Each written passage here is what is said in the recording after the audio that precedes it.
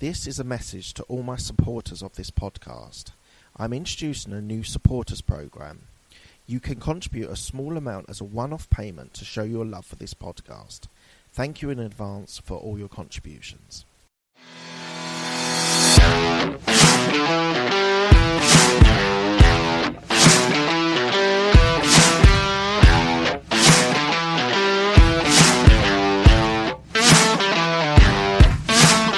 I just wanted to let you know before we start the podcast that I am doing an online podcast course, how to be able to create, get your guests, scale it and monetize it. So please do go to abmpodcastcourse.co.uk and go into the contact us bit. I'm looking for new people to be able to be a podcast creator and really to be able to develop their skills and knowledge into a podcast. So as I said, go to abmpodcastcourse.co.uk and sign up. Thanks. This is the Absolute Business Mindset Podcast, created and hosted by Mark Hayward. This podcast will interview entrepreneurs, business owners, and people in their careers. We will delve into their journey to success, key life milestones, and go deep into their area of expertise. This podcast will inspire and educate with great guests. Get ready to learn from other people's successes and failures. Today we have Mark Edwards, who is a software strategist in M&A and a strategic positioning expert. Hello, Mark. How are you? Very well, thank you. Thank you for inviting me on, Mark. It's an absolute pleasure. Thank you for joining me. So let's go straight into your early career, where you went to college, an art and technology course that you did. And my initial question came up when you balanced between art and technology. Was there a slight paradox between art and technology, the sort of strategic, the sort of art side and the sort of mathematical side? Well, actually, I mean, this was the name of the college. It wasn't so much an art and technology course. It was actually a general art foundation course, followed by I had 3 years studying photography, although in itself, photography is probably one of those arts where there is quite a lot of tech involved. Yeah. So it probably was correctly named, but I think the college was named that because they also had not probably so much computing in those days, but people in a wide range of fields that they were training. And so what did you actually do there?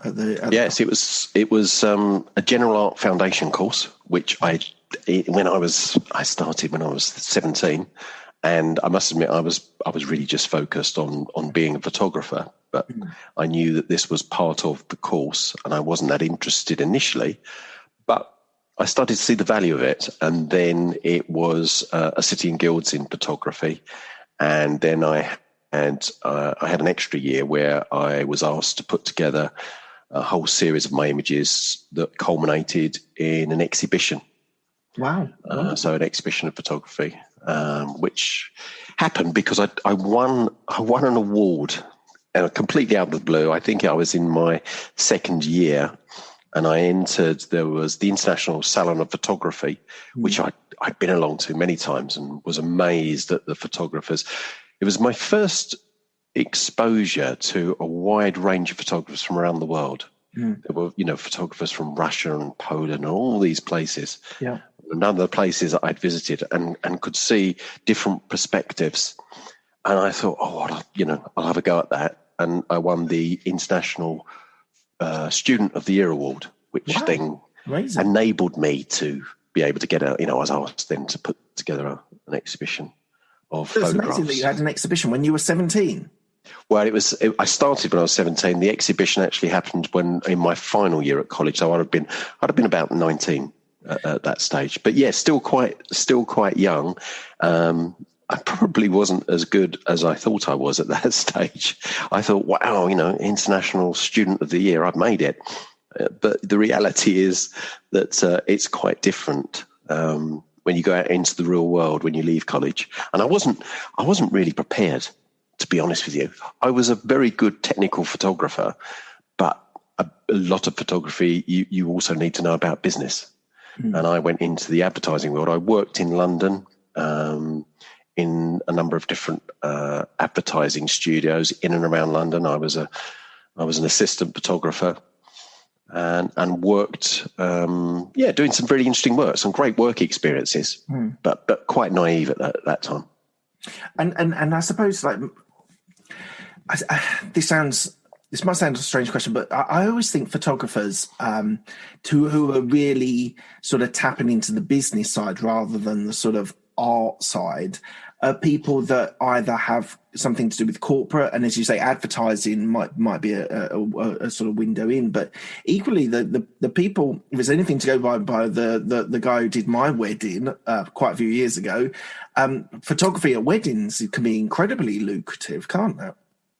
Yes, it can. I mean, I decided quite early on that wasn't the type of photography that I wanted to do. I think what actually I had in my head was more fine art photography, which was using photography as a means of communication. You know, I think that the exhibition was me trying to communicate in a way. But from a commercial aspect, there are probably more wedding photographers than any other, because it's a service that's needed on a regular basis. Yeah. So that there are lots out there, and they do have to be good business people. You know, yeah. It's an essential element of that. I was trying to get more into a bit more, I'd say, the sort of the expressive. So I was doing some work on the art side, but again, because I was so naive, I remember doing a photograph, or a series of photographs we were doing for a jewellery company in London, and there was about £250,000 worth of jewellery, which was quite a lot of money, and there was 2 security guards that were sort of watching this stuff. Yeah. But I thought that I would have the freedom to express myself to a degree, but you had an arts director who was literally on your shoulder telling you exactly what to do, and I found that very restrictive. Yeah. It was different. It was very, very different. And I didn't know how to go about things. Although I do remember on one occasion that when I was reaching out, I wanted to work in some of the studios in London. I hand wrote 300 letters. Wow. That I posted out to all of these studios. And that's how I got my work initially. So I could see, the younger self being quite determined in that respect. Yeah. But still fairly naive. There was probably better ways of doing it. Yeah. So then when I'm looking through your sort of career, you then took early roles at Thames Systems and Uniplex, which does not sound like photography to me. No. I got to a stage, I got a job working in a studio doing 10:8 photography. So this is really big cameras. 10-inch, they're creating negatives, if you can imagine it, what for most people would look like very, very old-fashioned type of photography. And this was from an established studio who moved out of London because the costs were increasing. And he moved out to Canby Island, of all places. And the idea being that he had his established clients, and it would be a bit of a trip out from London for them, and the rates would be a lot cheaper. And he employed me to help him with some of that work. So I started to do that, and that was a great experience. I mean, to use a 10:8 camera, you needed to understand technically what you were doing. So I enjoyed that, but he really struggled. I think that the relationships that he had with clients, they enjoyed the trip out a couple of times, but after a while it became a bit tiresome because most of the advertising work that was being done in those days was based in London, and it was diminishing, and I was feeling a bit frustrated. So I made a decision which surprised me at the time. I said, this is not what I thought it was going to be. I need to go out and get a job. Okay. And so I got a job in sales, and I hadn't, I worked for a number of different companies. I worked for GEC Avery, selling electronic scales and tills. And I was selling to people like butchers and greengrocers and small retail shops, which is pretty tough environment to be in. You would go out cold calling. I remember on a few occasions going into butchers, and one of them chased me out with a meat cleaver, telling me to get out of the shop. And you needed to be fairly tough and resilient. But it's some great lessons that I learned there. So were you a good salesman? I had my moments. I think it was a learning ground. I mean, my father worked in insurance, but he did a number of different things. And he had me canvassing door to door when I was about 14, which was, looking back, I sort of give him a pat on the back now. I didn't realize what he was doing at the time, but he was giving me a certain amount of resilience and the ability to think on my feet. Mm. He was very good with people. I remember on one occasion I was with him and we were literally going door to door because this was to do with football pools and men cap. Yeah. So it was the mentally handicapped, as it was called in those days, society. And we were knocking door to door and he was on the other side of the road, and England, there was a football international in England were playing, and he knocked on the door, and this chap came to the door and just started screaming at him, "What do you think you're doing? Calling at this time? I'm trying to watch football. You're not coming around knocking on my door." Wow, wow, wow. And I started to move that way, and I thought, oh, there's going to be trouble here. And this guy was red in the face. Mm. And he said to him, he said, "I'm sorry." He said, "What's the score?" He said, "Well, actually, England won it." He said, "Was it Shearer? Has Shearer scored?" Right. Bit by bit, he turned around, and I carried on going, and I thought, it's okay. I came back 20 minutes later, and he's still there at the door talking to him. I thought, good on you. Yeah, so that's a no, turning a no into a yes. Is that exactly? Yeah, that's right. Yeah, he wasn't watching the football; he was now talking to Dad. So that's I think about sales, because a lot of the people that I speak to who are sort of from the entrepreneurial side, they often say that sales was the sort of defining cog in the wheel to being successful, because it gives you resilience. It gives you, you have to keep on turning up every day. You have to keep on making the calls or knock on the doors, whatever it is.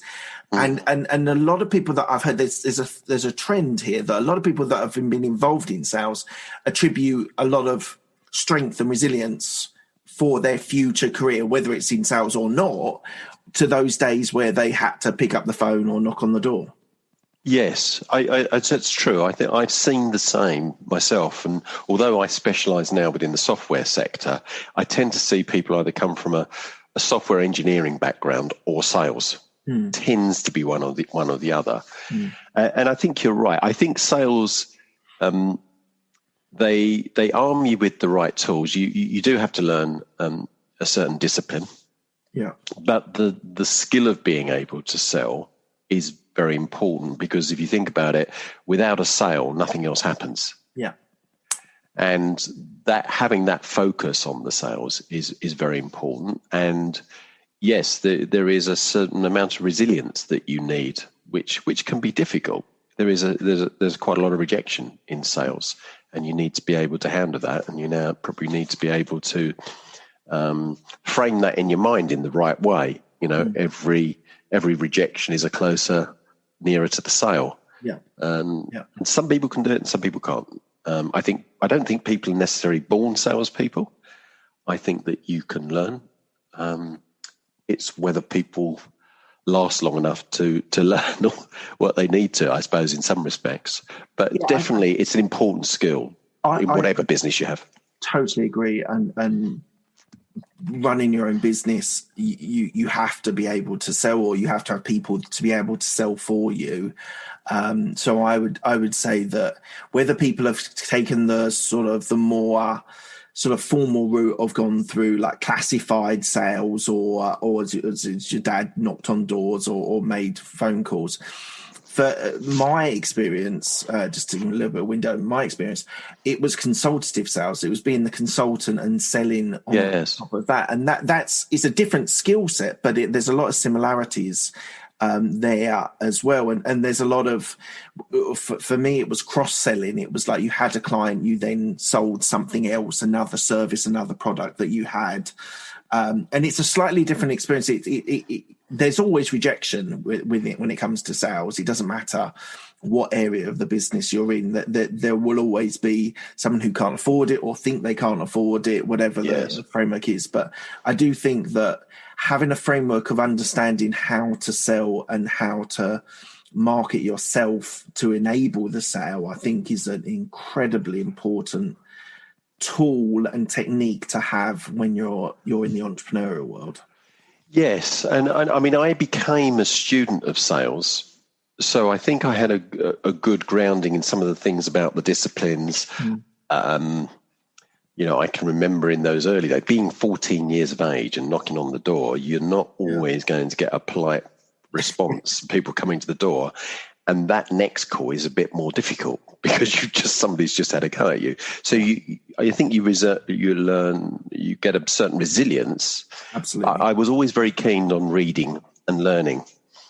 In those days, I didn't have access to the internet, and in some respects, I think that might be an advantage because my view of the internet is we used to think that lack of information was a problem. Until the internet came along. And actually now there's too much information and you don't know the value of that information. It could be the same with books, but I used to read books by Victor Khayyam and Lee Iacocca. And I read... What are those authors? I don't know them. They are predominantly American. Victor Khayyam was the guy who you would have seen in the adverts with, I think it was Philip Shavers. His phrase was, "I like the company so much I bought it." But a very successful businessman. Right. Okay. Sir John Harvey Jones, who ran ICL, he had a series and he had a series of books.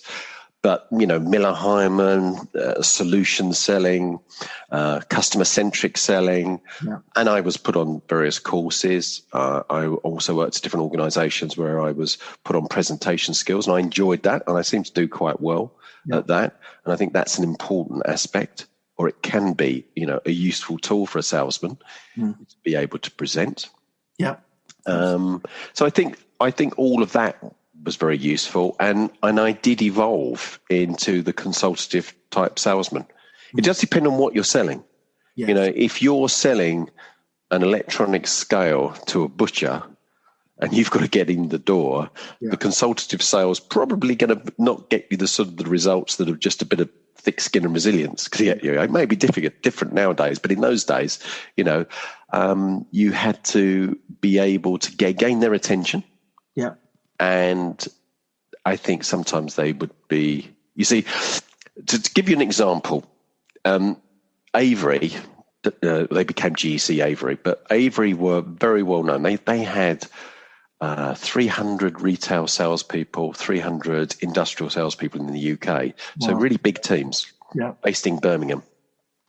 They had, they would give every salesman this sort of big red book, which had all of the products that they sold, and they had a particular style of training. The idea was that you would phone up or you'd walk into a retail shop, or it could be, on an industrial estate.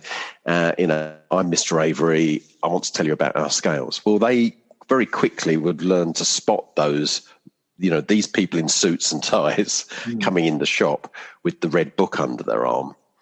And at that time, I was part of the sort of the first wave of selling electronic scales and cash tills that were tied together. Right. And that was completely different. That was their electronic, and it was much more expensive. I mean, 3, 4, 5 times more expensive than they'd been selling with the old-fashioned type of electronic tills. And what these scales could do was they would print out a receipt, and you could put quite a lot of information in. So one of the things that I learned then was to be different. And I still take that today. And the way that I was different in those days was first of all, I dropped the red book. It was a bit like This Is Your Life book, walking in, great big thing under. I dropped that. Quite often I'd take my jacket off and I would look for a local town. I would go through the yellow pages as they were then, and I would actually put in and create receipts for these various companies. So, Mr. Bentley maybe, who's got a fishmonger's. I'd create a receipt for him, put some fish on there, and actually put some bitumen content or maybe a recipe or a little tagline. And I'd create about 10 of these the day before, and then I would go out cold canvassing. And my approach was I would walk in, I'd ask to speak to the owner, and I'd hand him the receipt, which had his name on this receipt, and say, have you seen this? And he'd go, no, this is not mine. I said, but would you like it to be? Let me show you something. And I'd walk out, go and get the till and walk in. And that was the way I did it in those days. I mean, it was a bit pushy, I admit, and I wouldn't necessarily advise people to do it, but it was different. And they sort of, they would stand there and listen. Yeah. And I was very successful at it. I mean, in 7 months, I was, I got into their top 10 of salespeople because I'd started, they were already into the year. So I was doing catch up. But in my 7 months, I was able to get into the top 10. And that was how I did it. I was being different. And there's a great book by Seth Godin, which is called Purple Cow, which is all about marketing. Yes, I read that. And making yourself different. So it's a fantastic way of sales, just as you say.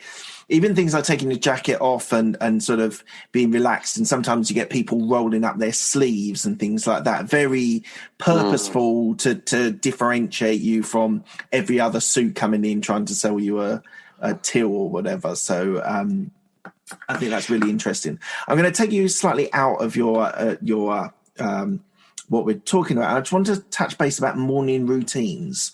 Yes. Do you have a morning routine at the moment? I do. Yes, it's changed slightly because we're still in lockdown at the moment. Yes. But during the week, I get up around about 6 and I go to the gym for 6:30. In fact, the first thing I do is I get changed into a tracksuit. I go and have a glass of water because you can get a bit dehydrated. And then I just get in the car and I go straight down to the gym and I do a workout, and usually a workout of about 45 minutes.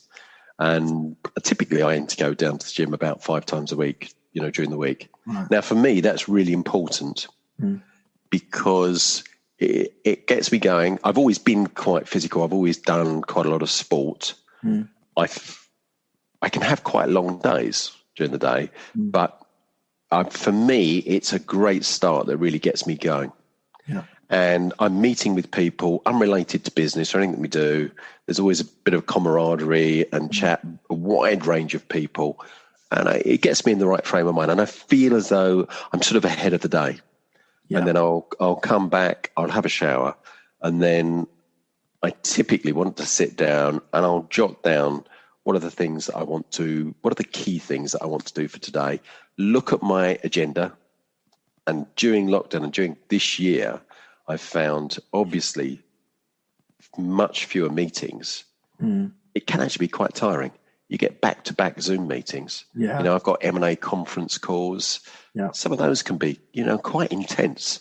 Yeah. And you've got to manage that sort of meeting. So the exercise in the morning really helps me. We'll be back after a quick break. Hi, I'm Alex, the host of X Health Show. Meet the future of healthcare. Think X-Men, that's X Health. Actual superheroes behind programming living cells to cure cancer once and for all. Tech that detects preterm delivery in seconds, brain-computer interface, or apps that employ AI to match your disease with the best treatment. X Health Show brings to you visionaries who push the boundaries of healthcare from Switzerland, the heart of Europe and the most innovative country in the world. Let me introduce you to their startups. Head to X Health Show, meet the future of healthcare. Happy to greet you there. Right. I think that's a great sort of recommendation for everyone who's in that space for improving their morning routine, which I know a lot of people are. Okay, let's move on to when you founded Boss Equity. Yes. So you've been doing it for 21 years. So yes. First of all, tell me a little bit about Boss Equity, and then tell me how it's changed over the 21 years that you've been involved in it. Okay, so we specialise within the software sector, and the aim was to create a mergers and acquisitions business. So organisations, software tech businesses would come to us that are looking to sell their business. It may be that they are looking to retire. It may be that they have another idea that they want to then go and explore. Because a lot of these entrepreneurs, they want to take the business so far, but things change. It could be that there's an illness. Sometimes you'll find that you may have a couple of founding partners, and then there could be a disagreement within some of them. I mean, these are some of the more negative reasons. Other times, I think that quite often entrepreneurs will come to us and they say, I've been doing this for 12 years. I've probably taken it as far as I can. It now needs a much larger organization, or it needs a different type of person to take this further. And that I think is good for everybody, because it enables the employees within the organization to be part of perhaps something much larger. And also, people want to get a return on what we call, their sweat equity. Yep. So our tagline for Boss Equity is unlocking greater equity value from your business. And the aim was, because I came from the software sector and I had been an owner of a couple of software businesses, a number of software businesses and shareholders, I know what it's like. I didn't come from the banking investment side, which a lot of M&A people do. Yeah. They tend to be financial people, bankers, accountants. Yeah. I'd actually been there as a shareholder. I'd grown businesses, sold software. I knew what it was like and had contacts. So had other people within the business with a similar background. So our proposition was slightly different. We could take that business and we could take it out to sale. I mean, an M&A sale is typically absolute minimum. You're talking 6-9 months. But we also had people that were coming to us and saying, no immediate rush, but I'm looking towards an exit. Yeah. And they wanted our advice. And what we were doing was looking at that business and saying, how could we maximize the value of this business for the return of the shareholders, the founders within the business? And we started to develop a methodology for that. Just a quick question on that. Yeah. You've given sort of different examples of sort of maybe a family-run business, maybe a founder that's wants to do something different. How is because I would imagine the relationships within the dynamic of selling that business can be quite complicated, and they can be, if they're family-run businesses, it could be additional sort of difficulties. How do you sort of overcome those challenges in the M&A when you're dealing with sort of software businesses that people are buying? Well, if you've got a family-run business, I mean, all different types of businesses, so we've sold businesses, below $1 million in revenue. We've sold businesses that have sold for well over 100 million. So within that, there's a wide range, very, very diverse. But the premise of how we view it is by, first of all, understanding that business. And we break it down into sort of 5 different areas. One is around the positioning of the business, looking how they sit, the market that they sit in, how they articulate that, and where they sit according to their competitors. So we call that the competitive space. I'll come back to that later. The other part is the marketing part of it. And we talk about marketing fuel, of generating the leads, the opportunities in the right sector. Yeah. Then we talk about sales engine, because we say that's right within the heart of the business. No sales, no business. Yeah. That's what gets everything moving. And then we've got the management drivers, which is controlling the business, having control, knowing what's going on within the business, being able to make a judgment as to what are we going to do next quarter, next year, and be able to have data that helps feed those decisions. And then the final part is about exit strategy. Don't just go out to say, well, we're going to sell it. We're just going to go out to as many buyers as possible. Actually put a strategy in place. And that means looking at the business and where there are weaknesses, working with us to strengthen those weaknesses. Right. Because buying a business for anybody, no matter the size of the organization, there's a concern. You've got to be able to reduce the risk for the buyer. Yes. They want to be able to buy something that's going to deliver value for them in the future. Yeah. And what we were able to do was to be able to help the owners of that business look at their, excuse me, should I cough? Oh, drinking some coffee. I was sneezing before we started. Now I'm coughing. That's a good start. So it's helping our clients to see their business a little bit more objectively. Yeah. In the same way that a buyer would, because buyers, they're going to be spending a lot of money. If you were going to spend several million on a business, multiple millions on a business, you're not going to want to risk that money. Yeah. And having a family business, and I think this is sort of going back to your question, was what you were sort of leading me to in that respect, is that if you've got a family business and the people who run that business are probably going to be leaving fairly soon after it's acquired, then what do you have left? If you've got, quite often with smaller businesses, you'll often find that the CEO, the founder, they may be the person who's driving the sales. Well, what happens when you take them out? Yeah. So what we've always said is you've got to be able to, and we help them to make that analysis, is we say to them, you need to make sure that you are not one of the critical cogs within your business that makes it work. Right. And that may mean that you spend some time in, to a certain degree, making yourself redundant within your own business. Yeah. Because I think the other thing to look at is a lot of people have very fixed ideas about what does the sale of a business mean. I say, I've always said to people, and we've done a series of seminars on this, is start with an exit strategy. Start about, when you first start your business, think about what's the end goal here. And it should be to sell your business. Very, very few people ever successfully hand their business on to their next generation within their family. Yes. Typically that ends in disaster. Yes. And it happens even less now than it used to.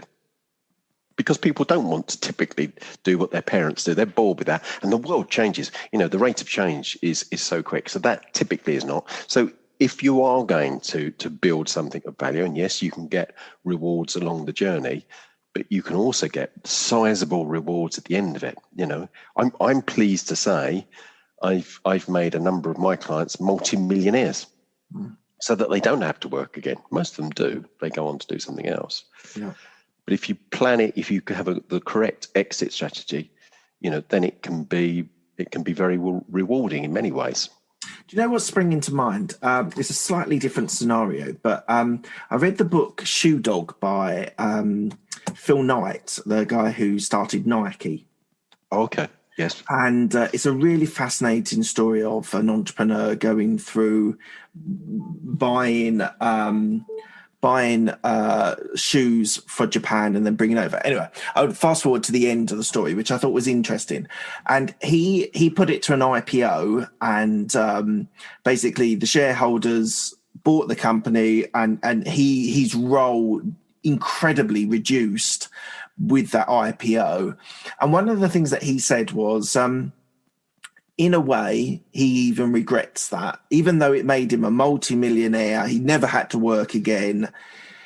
He regretted giving up his business to a set of shareholders that was outside of his sort of control and sort of ability to be able to influence. Do you find that with people that sell businesses and then go, oh, I wish I hadn't have done that now?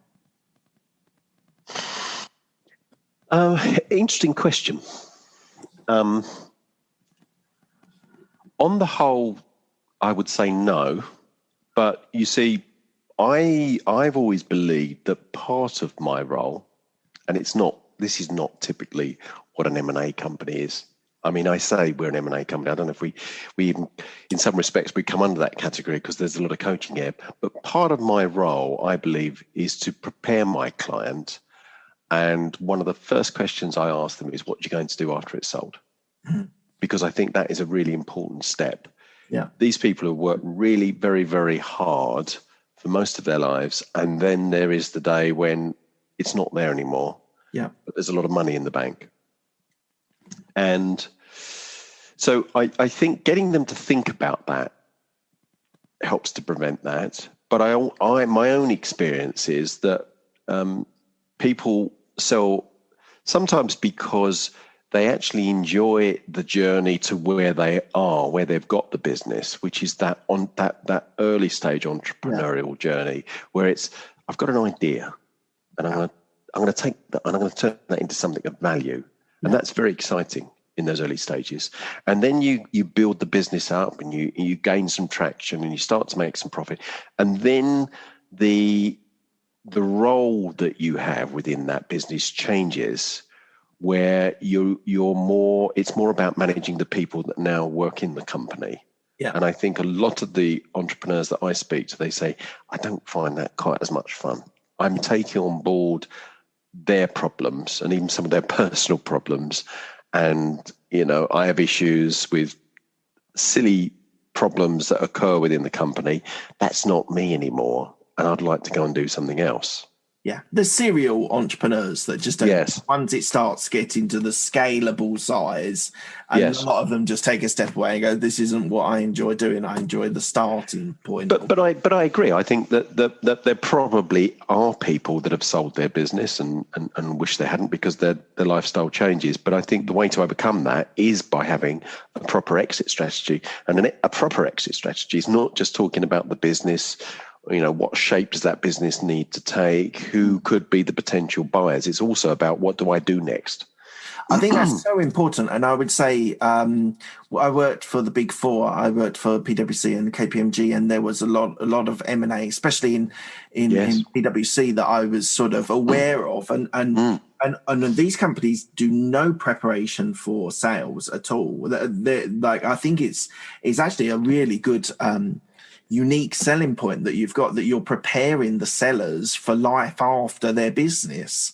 And so I think that's actually a really good unique selling point, USP, that you've got there, that you're giving people the awareness of what this will actually be like when you don't get up and go to your office to do your co-founder role anymore.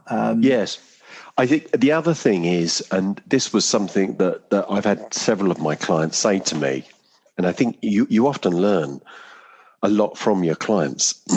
One of them said, you're my bodyguard through this process, Mark. And that's very true, because I've done this now. Well, going back, I didn't just sell in the software sector very early in my career. I sold a wide range of businesses. I worked for a very experienced guy who helped me to understand about what selling a business was all about. And they've said to me, you're my bodyguard, because having done this, there are lots of companies out there that acquire businesses on a very regular basis. I've worked with organizations, or I've approached buyers who make 4 acquisitions a month sometimes. Right. They've got full-time people within their organization, and they're just looking to grow by acquisition. Yeah. And they turn that into, it's like a factory line. Yeah. And the issue that you can run into sometimes is my clients are very capable, intelligent, and typically above average education. And they're also confident. They can negotiate.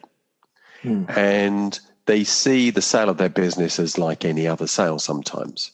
And it never, ever is. No, because it's their business, isn't it? It's their business, but they're entering a different shark tank. Yeah. And do they overvalue? I would imagine that a lot of these people would say, "Oh, my business is definitely worth 10 million, not 8.75. I only want 10 million or nothing at all." Sometimes they undervalue. I've come across some people. Some crazy people sometimes, and they've got a business and they're like 50 times overvalued. It's crazy amounts of valuation.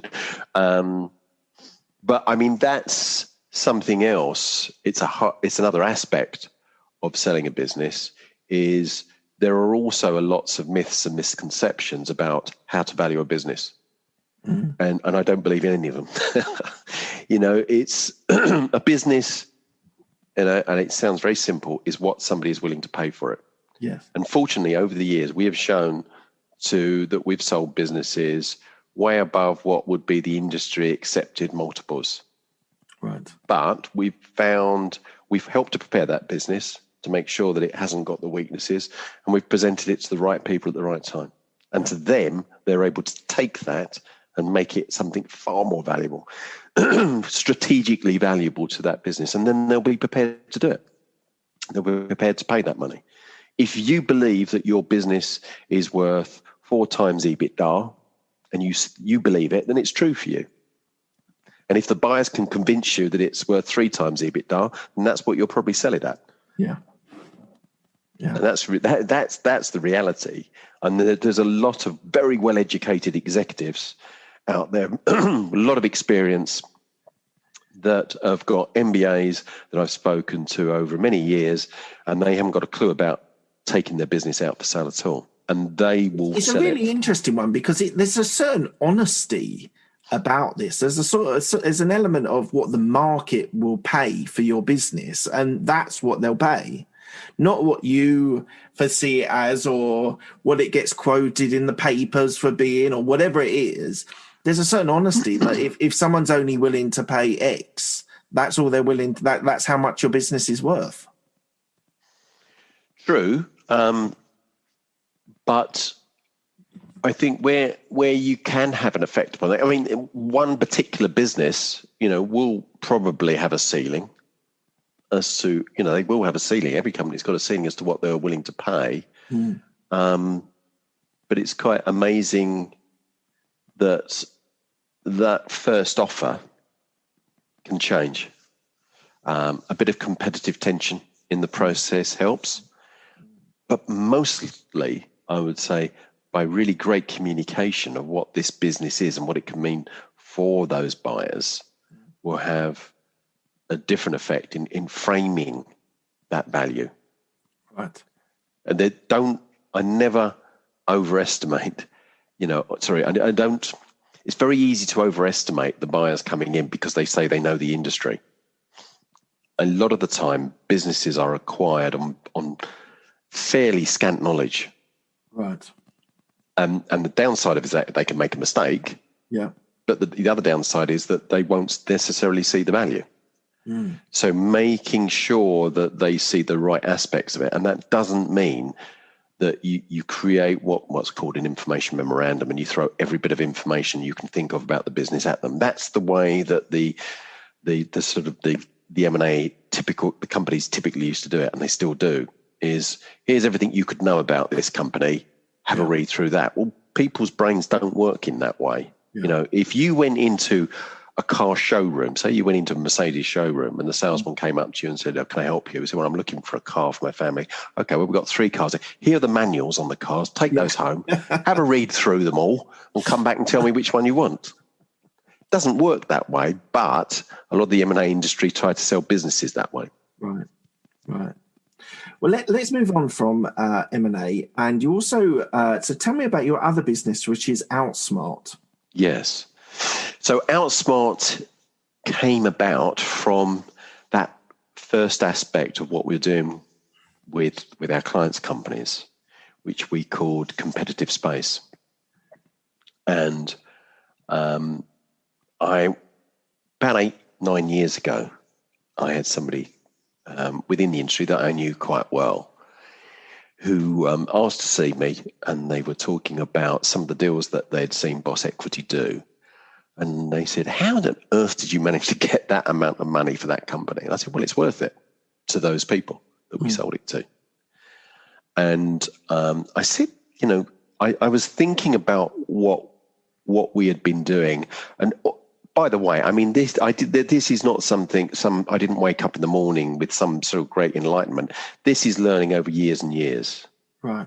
These are things that evolve. Yeah. Competitive space, having a methodology I felt was important because we've got different people in different countries and we need to follow a process. Yeah. But in doing that, you can then standardize and you can learn from each other, and you debrief at the end of a project. What really worked here? Yeah. What didn't work? What could we have done earlier within our process to make this even better? And we were always doing that.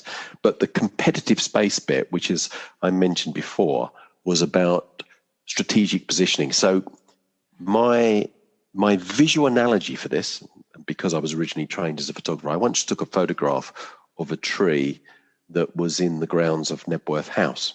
Yeah. And the tree stood alone, and in the background were many other similar trees. And there was a path sort of leading around. I took the photograph and I put it up on one of the photo sharing platforms called Flickr, and it got thousands of hits. I looked at that and I thought it was quite interesting. I thought it was an okay sort of picture, but people really liked that.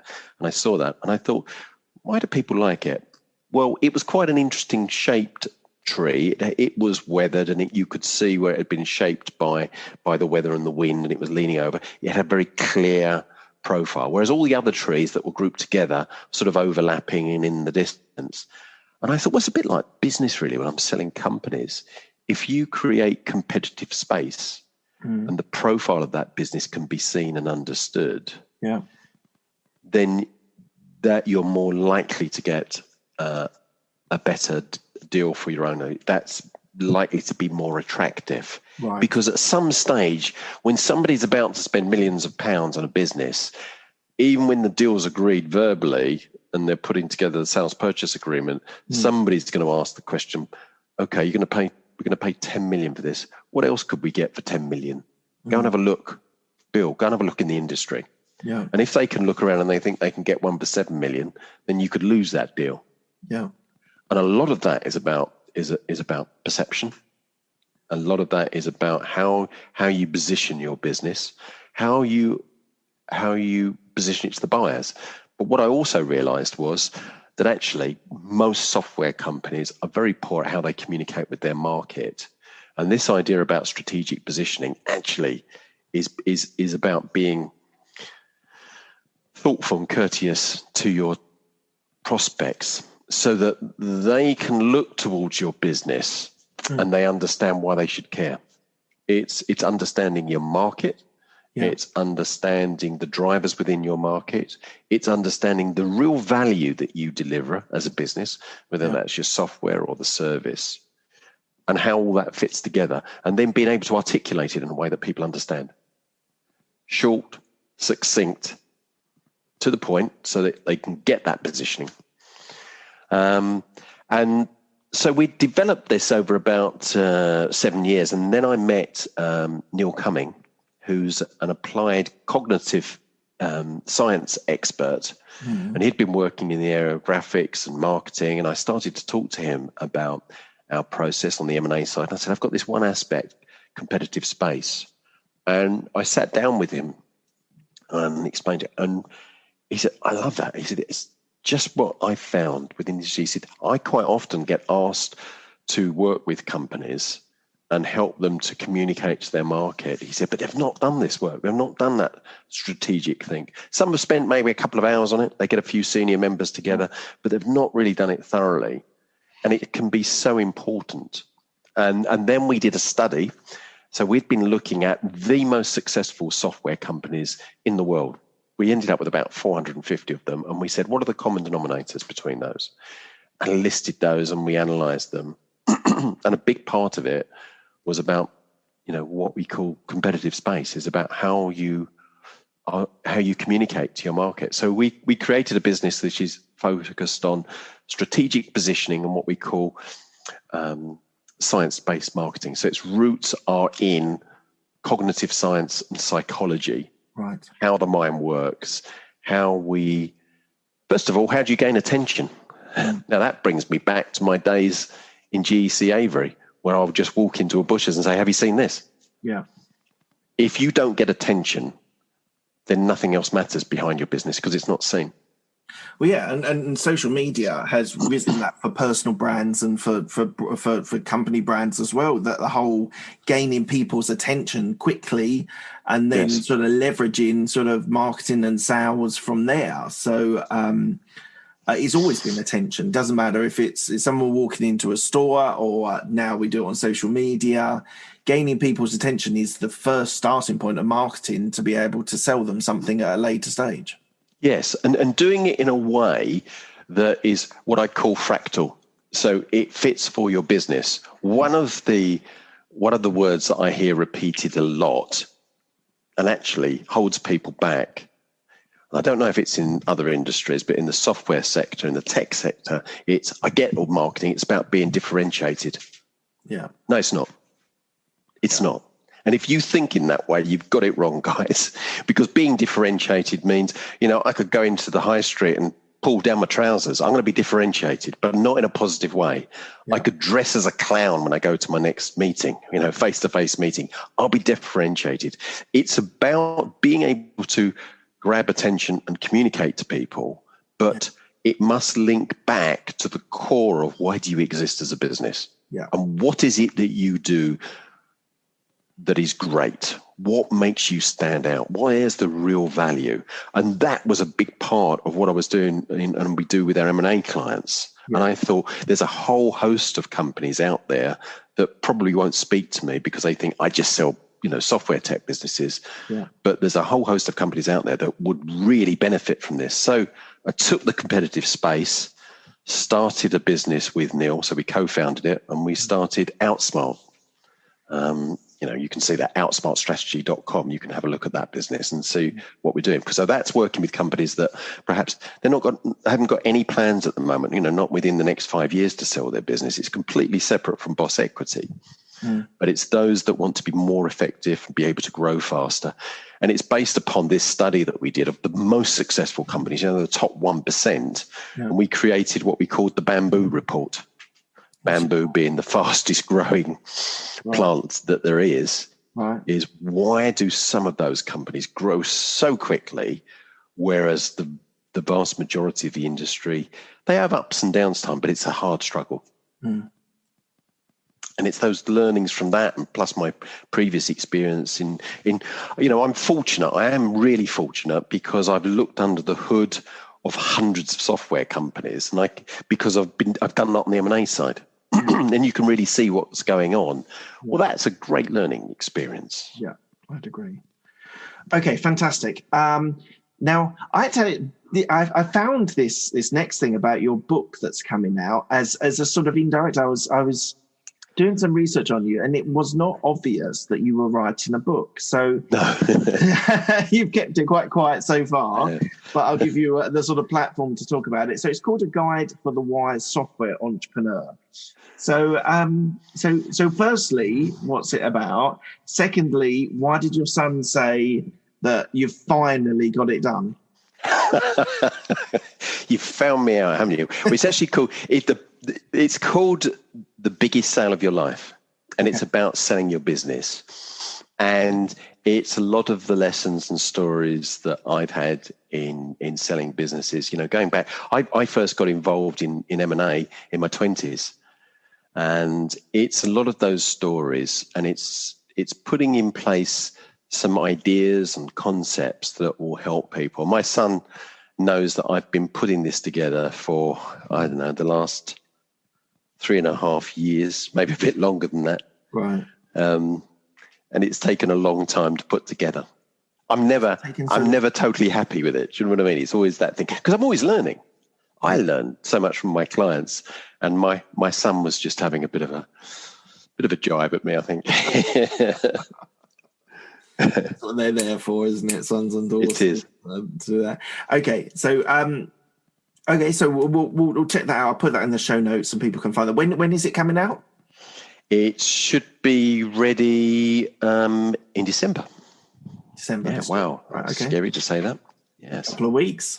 Yes. Or so. Yeah, sometime during December. Okay. Say mid-December, I think.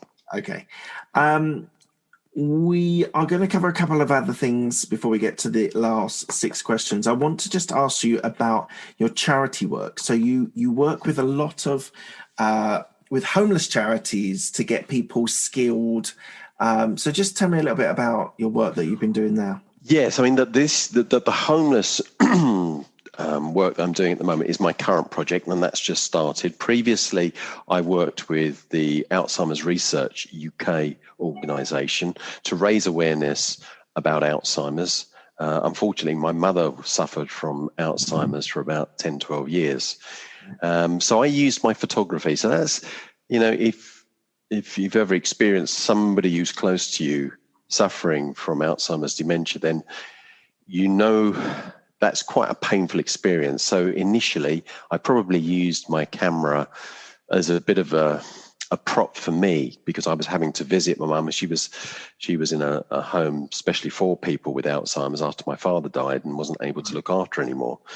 And she no longer recognized me. In fact, I was bitten of intrusion because she didn't recognize me. So I used my camera to just take some photographs. And I'd spoken to my father before he died, and I said, I'd like to perhaps do something with these images, because my understanding of what this illness was all about was, and I hate to admit it now, was as you get older, you get a bit forgetful, and that's sort of what Alzheimer's is. It's not that at all. Yeah. It's a change in personality, and it's where the person, their soul, everything goes, and you're just left with, this body. So they used those photographs, and what they were wanting to do was to put a bit of pressure on the government, to be honest with you, because there is a big increase in the people that have Alzheimer's. I think that 800,000 people, we're nearly at that stage that will be suffering. And they wanted to increase the funding that they got from the government so that they could do more research and hopefully find something that could delay Alzheimer's and maybe eventually be able to cure it. There's a possibility. So we did that. And the images that I took went in most of the national papers. They went in some sort of specialist medical magazines. And after 18 months, the government quadrupled their funding. So they got it much more up to the level, that sort of funding that they put into things like cancer, for instance. Yeah. And the other project was through somebody I knew within the software industry. He called me one day. We were talking about business, and then he told me that he was going to Bulgaria. And I said, well, why are you going to Bulgaria? It seemed a strange holiday place. He said, no, I'm not going holiday. He said, I'm driving a big articulated truck, and we're taking food that's gone out of date. They can no longer sell it, but it's been tested. And we're taking it to 2 groups of Roma people. And I said, oh, tell me more about that. And then he told me a really tragic story about how these Roma people that were living on waste ground, they were having people come to them and offer them money for their children and say, we're going to take them to another country to give them a better life. Right. And they weren't. They were going into slavery and much worse, that probably would not worth going into on this podcast, but really awful stories. So I thought, an hour-long conversation on a very long drive, and I said to him, Colin, I said, I'll have a think about this, but I'd like to do something. And I thought, I'll use my camera to shine the light into the dark corners. First of all, I had to go and check. I couldn't believe what he was telling me, and I thought, he's exaggerating, surely. This can't go on this day and age. Bulgaria is not that far away from us. Is that really happening? And I checked, and it had. So I took a friend with me and went over to Bulgaria, took some photographs, and we managed to raise some money. And there was a group of Roma people that were living in the mountains, and they were foraging in the woods. And we were able to get some money together so they could have a pig farm and a chicken farm, and also just raise awareness. There's a lot of pretty nasty things going on over there, but hopefully it's made a little bit of good. But use the imagery. And actually, the Royal Photographic Society, who I was talking to at the time, they said to me, if you take a panel of your images of the Roma people, he said, if you get your associateship, he said, we'll feature that in our magazine, and that will help to raise awareness again. Brilliant. And they did, true to their word, a very good organisation. So, yeah, thanks to them for doing that. So this project is going to be something similar. I want to raise awareness about homeless, to do a book and an exhibition in London. I'll be working with St Martin's in the Field, who do great work in central London with a day shelter for the homeless, and also Crisis, and there's a number of other charitable organisations, with the aim of being able to get sponsorship for some of these homeless people, those that are able to be trained to get them back into work. So that's the aim. And we're going to do something a bit different. So I've been fascinated for the last year or so about binaural sound, 3D sound, and I've got the ability to be able to record that. So when I'm taking the photographs of these homeless people, it's going to record their story. And I know you know the power of a story. Absolutely. So that at the exhibition, somebody can look at the image And I'm going to photograph them as though they're a celebrity. And we're going to get them up, in an exhibition somewhere in London. But you can have, with a headset, you can also hear them talking about their lives or, what it's like to be homeless, whatever they want to say. And to do it in 3D binaural sound, which will be quite an experience. That's amazing. 100% credit to you for reaching out to people. Homelessness is something that's, so I've worked in central London. We're in lockdown at the moment, but I've worked in central London for 20 years plus, and the homelessness that I've seen, I worked quite close to St Martin's in the Fields, so I was very stuff that they've done with homeless people, and I think it's something that often blame is the problem with people that are homeless, and some people it's a choice, some people it's not a choice, and I think if you can help the people that do not choose to be like that and can upskill people, I think it's a fantastic story. So good luck with that in the future. Well, no, I agree. I have to admit that how this started quite a few years ago when I was in London having business meetings. I used to take my camera with me. So I always wanted to be practicing my art. And I was at the tube station, Towers tube station, and they were doing some road work, and I walked past a chap who was by this path. We were quite confined because of the road works that was going on, and I had to walk closely by him, and there was a stream of people walking by, and I could see him coming up and all these people walking past and him just looking up pleading.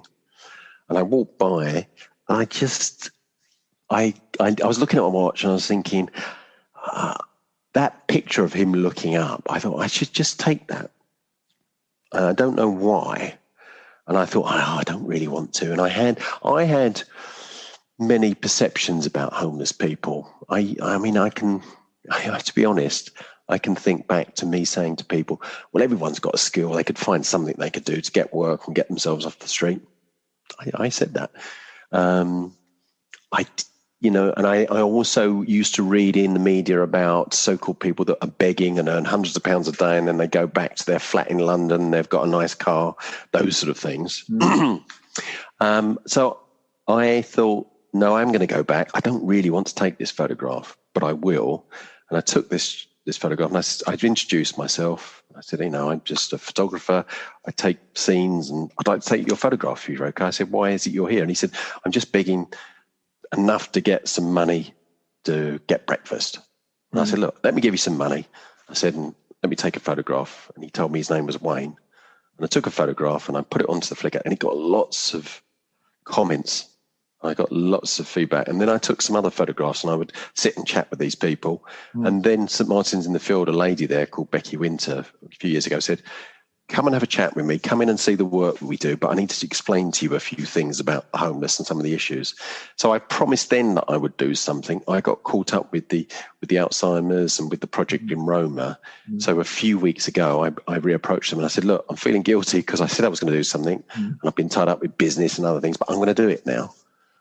So we're still at the early stages, but I would say the people listening here, if you've got skills or you think you can help in some way, because I think we've got a lot of very innovative people that are in software tech and entrepreneurs.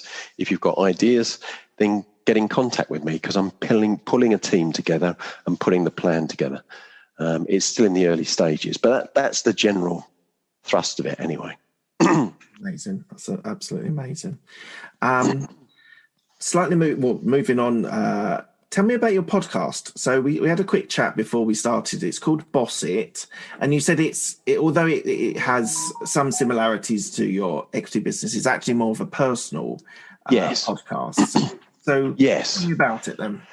So I've been quite interested. I like podcasts. I've listened to quite a few over the years. A lot of the podcasts, some of the podcasts I thought, I think I could do better than that.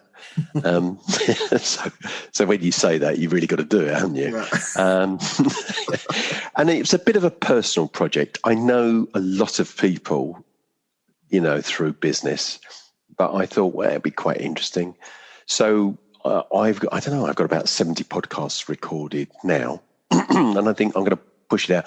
And it's people entrepreneurs talking about their experiences and hopefully providing a bit of value. And it's similar to yours. I mean, I like the style of what you've done today, Mark. You know, it's a conversation between the two of us. You didn't send me any questions up front. You know, we just had a conversation, which is my style. Yeah. And I think even if people weren't listening to it, I think it would probably do me some good. I meet some very interesting people, you know, throughout the time I've been doing it. And if some other people listen to it and they enjoy it, even better. Yeah, I agree. From my point of view, I get to interview really interesting, successful people, and I always learn something from whoever I'm speaking to, whether they are entrepreneurs, business owners, people in their careers, whatever it is, whatever type of business they're in. I always pick up something, and I also drop in probably only one personal question that I want to know about the area that you're in or the guest is in. So it gives you that sort of benefit of being able to ask something that you might not have known about if you hadn't have got someone on your podcast. Yeah, I agree. Yeah, there's, you know, I think probably a big part of the theme that I've been talking about today is about continually learning, and you can learn from wide range of people. I remember when I was in Bulgaria and we were in the mountains and I was photographing a group of people and we were in their hut. I mean, it's a pretty tough place to live. It gets really cold there. Yeah. And quite an old lady there said that, and this was being translated, that they're persecuted by a lot of people in Bulgaria and they're seen as being lazy. And this was being translated to me, and she said, and she got her sons and they stood round me and they said, and they held out their hands and they said, these look like the hands of lazy people. And I thought, what a great example in communication, in that one simple gesture of holding out hands that had calluses on. She proved they're not lazy people, you know. And I thought, great, I've learned something there. Visually, she communicated something very, very effectively in seconds. Fantastic. Okay, Mark, we're coming to the end of the interview. I asked the same 6 questions to everyone that's on my podcast. They're quick-fire questions. They don't need quick-fire answers. It depends on what you want to explain or what you want to share with me. So the first question is, what's the best decision that you made? Wow. That's a tough one. That I would start and eventually have my own business. That was quite even when I was working for other people, I was always wanting to learn because I had that aim of eventually I wanted to have my own business. Right. Yeah. Okay, fantastic. What's the best piece of advice you've been given? Good questions, Mark. Really do make me think. I mentioned the chap that when I first got involved in M&A when I was in my mid-20s, he gave me lots and lots of advice, a guy called John Oakes. And he said to me, you should always be striving in life. He said, but before you reach out and grab on to that thing that's just out of reach, you've got to let go with your other hand.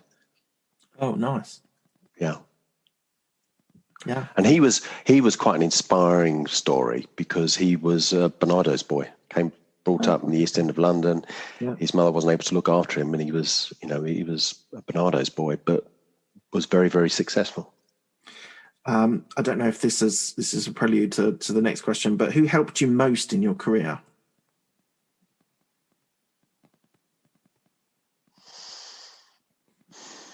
You can do a couple of people, a couple of shout outs. It's absolutely fine. Yeah. Okay. I had for a very short period in time a security business.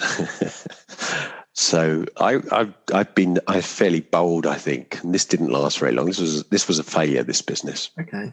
But I had a business called Mark 4 and 1V for securities. It was a security business. Right. Why I got into security, I don't know. I can't remember what the thinking behind it was. But I went out and I was doing what I'd been shown by my father to canvass and go and speak to people. Yeah. And I went to see, within Southend where I was, there was a well-known businessman, and he had lots and lots of businesses. And I managed to get to speak to him, and he invited me up. And he sat me down, and he sat and he listened to me. And he said, he said, how old are you? And I think, I don't know, I was 20 or maybe a bit older than that. But he was very straight talking, but he was actually quite complimentary to me. And he said, if you want, he said, I'll set you up in a business and I'll help you get going. He said, but you don't have to take that offer.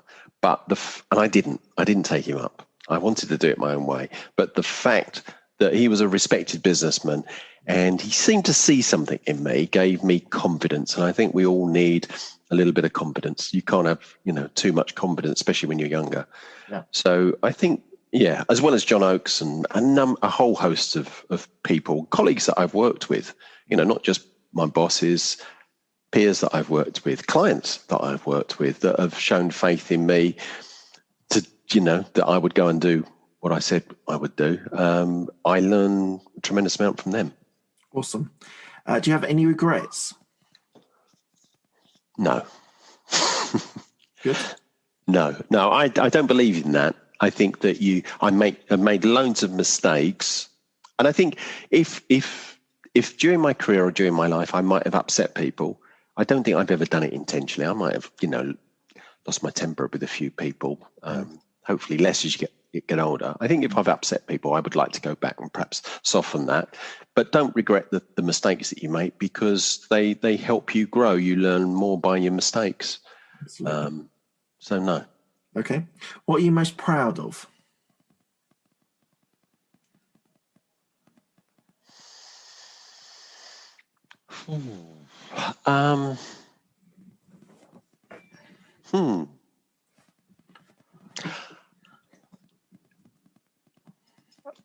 I think I'm proud of my children, and the things that I see in them that I think that they've learnt. I'm proud that I've stuck at what the different things that I've done. I've turned into a pretty good photographer, I think, and I've won a few awards. I think that's quite important to me, because business is very intensive. So I also like to play quite hard. I've been, quite a reasonable sports person, and I've gone for it. I was a triathlete, did that for a number of years, and I was reasonable, pretty good at that. And photography, I've maintained doing that, and I've won some awards, and I've got some more things that I think I can do with that. And if I can take that passion and get some good from it that helps other people, then I'll have some pride in that. Awesome. What does legacy mean to you? That is leaving some good behind once I've gone. And I think that will probably be through my children. And your photography. And photography, yes. Photography could last. Absolutely, yeah.